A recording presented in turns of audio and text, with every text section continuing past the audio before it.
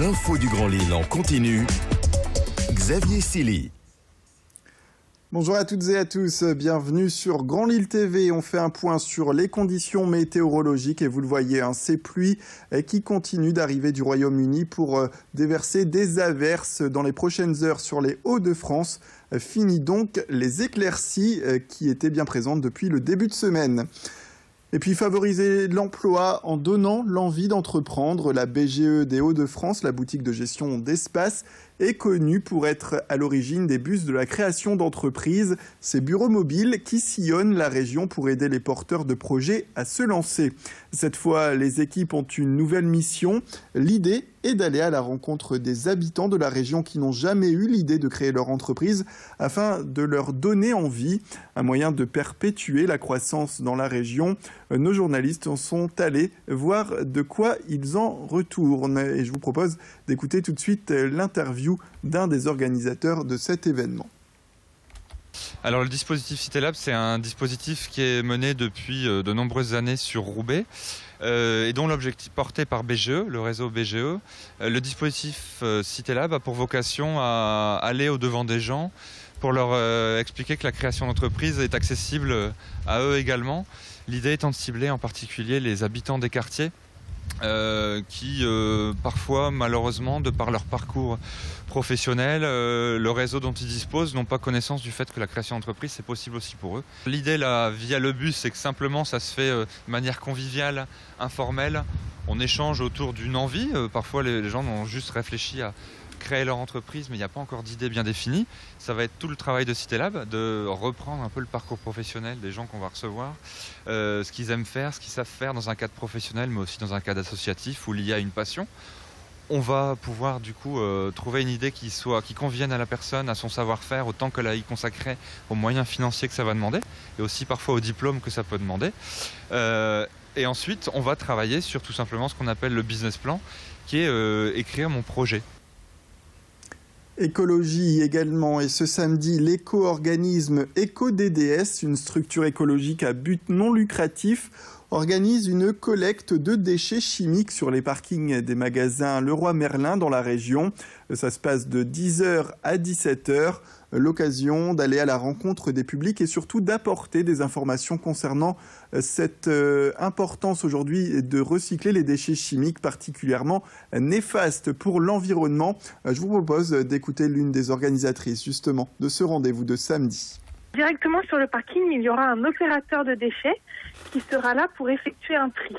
Ensuite, tous ces déchets-là qui sont regroupés par composants chimiques sont emmenés vers un centre de tri-regroupement où un tri encore plus grand est effectué. Et là, dans ce centre de traitement, les déchets seront traités dans des conditions respectueuses de l'environnement. Même si la collecte est importante pour nous, puisque ça permet de déstocker les produits chimiques qui sont présents chez les gens et qui sont potentiellement dangereux pour notre santé, c'est également une opération de sensibilisation. Et ensuite, peut-être que le geste d'aller en déchetterie pour leurs produits chimiques sera plus évident grâce à notre sensibilisation.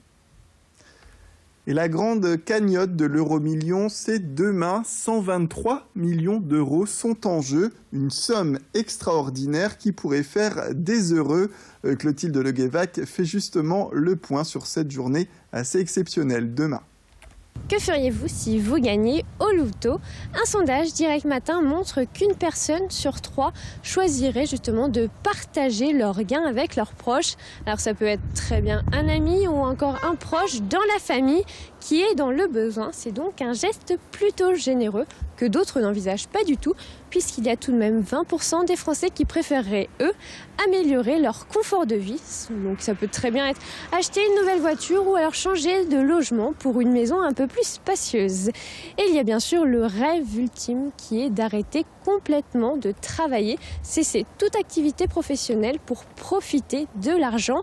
14% des Français feraient ce choix. Et enfin, 9% de la population aimerait partir faire des voyages et faire le tour du monde. C'est une option très fréquente chez les jeunes de 18 à 34 ans. Et vous, que feriez-vous? Nous vous avons posé la question. Dans un premier temps, j'arrêterai de travailler et puis je ferai plaisir à toutes les associations qui auraient autour de moi. Je m'achèterai une belle maison et après je ferai sûrement des économies pour au cas où s'il y a un problème, quoi.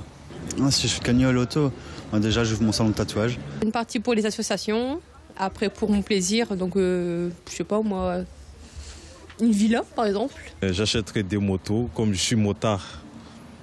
Et je me ferai du bien, je voyagerai partout dans le monde. Je continue à travailler, mais je me permets de partir en vacances plus souvent et je me permets de m'acheter une maison. J'aiderai ma famille, d'abord, avant tout. Et puis, je pense que j'essaierai aussi d'aider les autres. Beaucoup d'argent qui donne beaucoup d'idées. Vous avez pu le voir dans ce reportage. Et pour terminer, un peu d'humour également. Sachez que Danny Boone, le comédien originaire d'Armentières, revient dans la région Hauts-de-France à partir de ce soir, ce jeudi soir au Pasino de Saint-Amand. Et il fera escale également pendant 3 dates à Saint-Omer. Le nom de son spectacle, retenez-le bien, Danny de Boone des Hauts-de-France. Un titre très princier. Et je vous propose tout de suite d'en voir un extrait. Alors, je sais pas qui c'est qui a pondu ces noms, là, les Hauts-de-France, les Esnards, pas de Collet, Picardie. Mais franchement, il a pas dû se fatiguer le cervelle avec les études, hein. Les Hauts-de-France. En plus, ils ont changé les noms des autres régions aussi, hein.